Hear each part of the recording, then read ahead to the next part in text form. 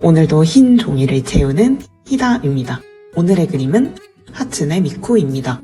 한때 미쿠 챌린지라고 해서 사이드 테일 미쿠 그림을 그리는 작가님이 참 많았었는데요. 굉장히 늦은 타이밍이지만 한번 그려보았습니다. 처음에는 조금 위로 긴 캔버스에 그림체를 어떻게 할까 고민하면서 러프를 잡아주었습니다.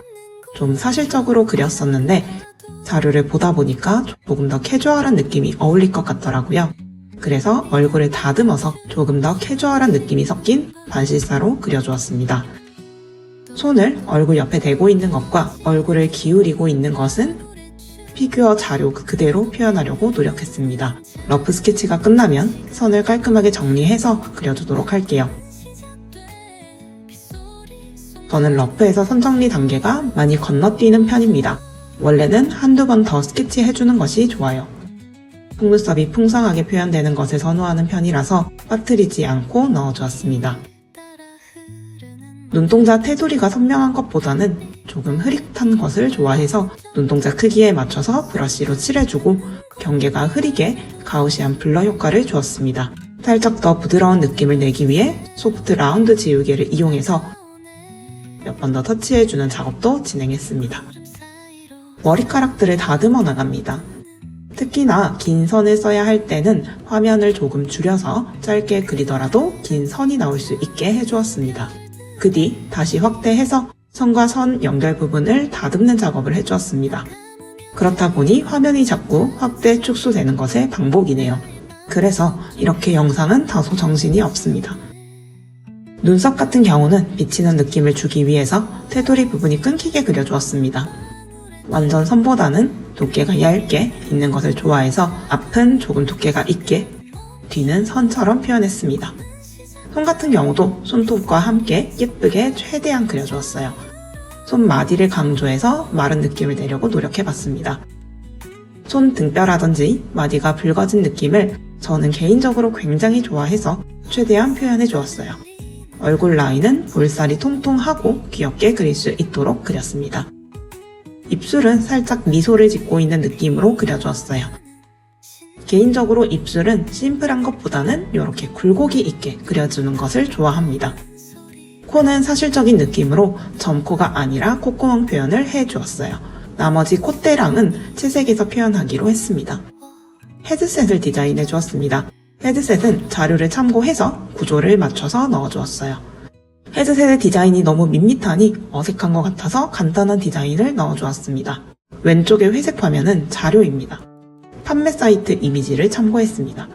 끌고 간 머리카락들을 그려주면서 사이드 테일도 예쁘게 그려줍니다.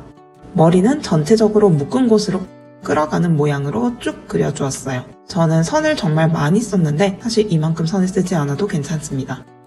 저는 봤을 때 너무 많아서 결국 다시 수정해서 선을 줄여주었어요. 디테일에 빠지다 보면 이런 문제가 생기기 쉬워서 꼭 전체를 중간중간 확인하셔야 합니다.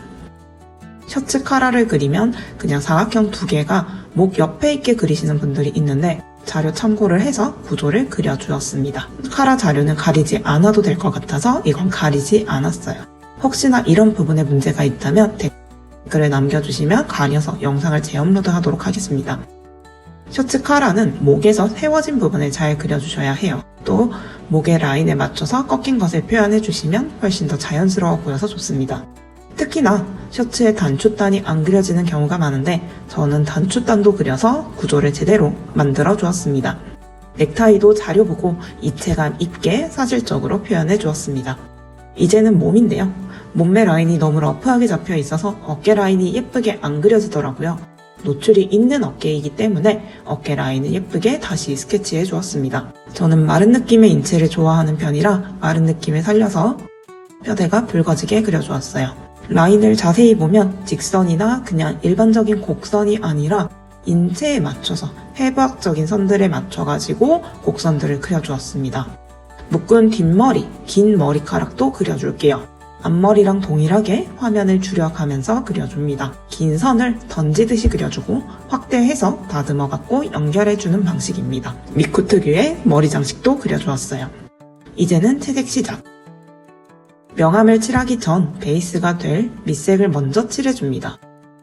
피부색은 밝은 색이다 보니 잘 안 보여가지고 회색 레이어를 하나 만들어주고서 칠해주었어요. 그리고 눈이랑 머리 색깔은 피규어 이미지를 참고해서 최대한 그 색과 유사한 약간 어두운 청록빛 푸른색으로 잡아주었습니다.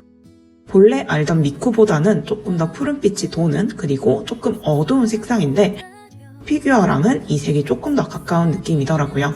그래서 이렇게 해주었습니다.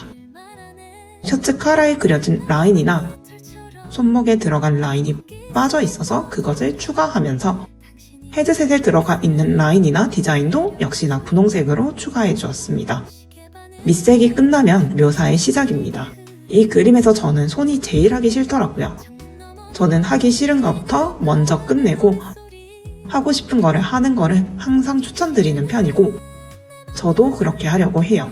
그래서 손부터 묘사해 줄게요. 손등의 뼈의 표현은 생략해도 좋겠지만 저는 그냥 표현하기를 좋아해서 그려주었습니다. 손 드로잉은 전에 쇼츠에서 짧게 올렸었는데 올릴 내용이 많아서 차근차근 풀려고 하고 있습니다. 저처럼 묘사도 하고 싶은 분들을 위해서 채색에 대한 내용도 넣고 싶은데 쇼츠는 내용이 너무 짧게 들어가다 보니 고민이 참 많네요.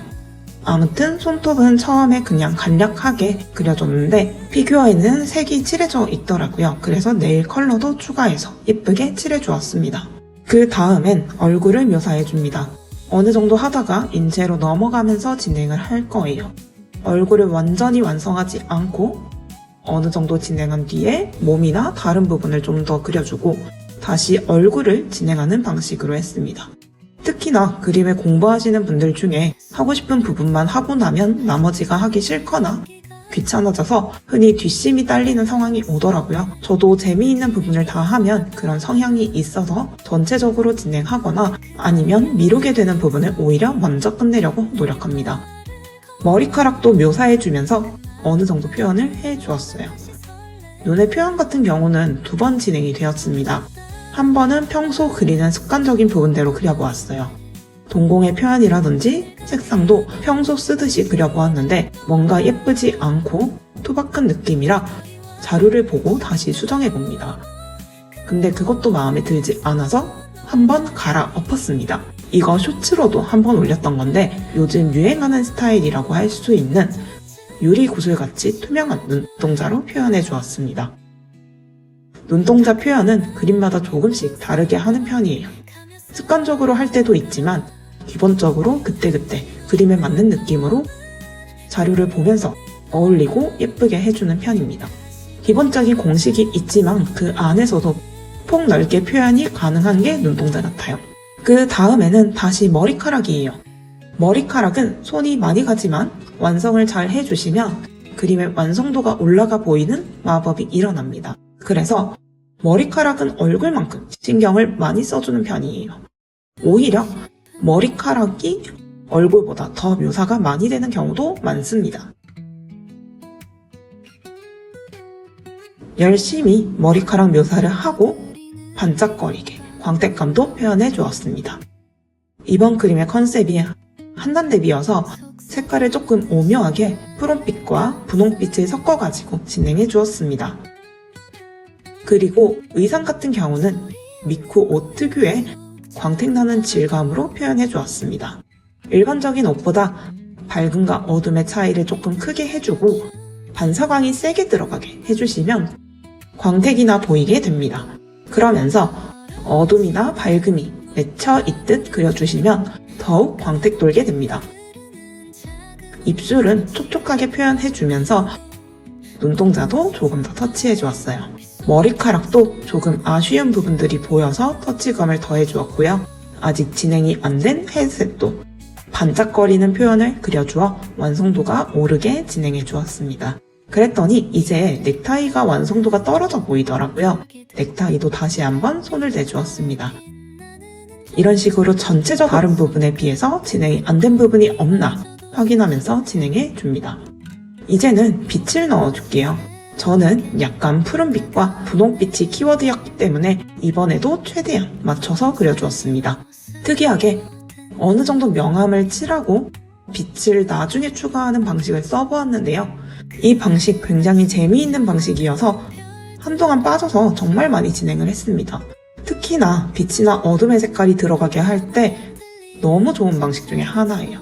궁금하시다면 댓글 달아주시면 나중에 한번 이런 방법에 대해서 영상을 만들어 볼게요. 채색 방식은 매번 조금씩 다르게 하는 편이에요. 글레이징이라고 하는 방식부터 레이어 속성을 이용하거나 지금처럼 보정 기능을 이용해서 그리는 방식도 있는데 다양하게 해보시면 본인에게 맞거나 혹은 그림에 어울리는 방향이 있을 거예요. 색감은 중간중간 계속 다시 맞춰주었습니다. 이 방식의 가장 큰 장점이 이렇게 색을 자유롭게 조정 가능하다는 것입니다. 빛과 어둠은 마스킹이라는 기능을 이용해서 검정과 흰색으로 칠해주었습니다. 그리고 손톱까지 조금 더 반짝거리게 표현해서 잘 보이게 만들어주면 오늘의 그림 완성입니다. 재미있게 보셨다면 좋아요와 구독 부탁드려요.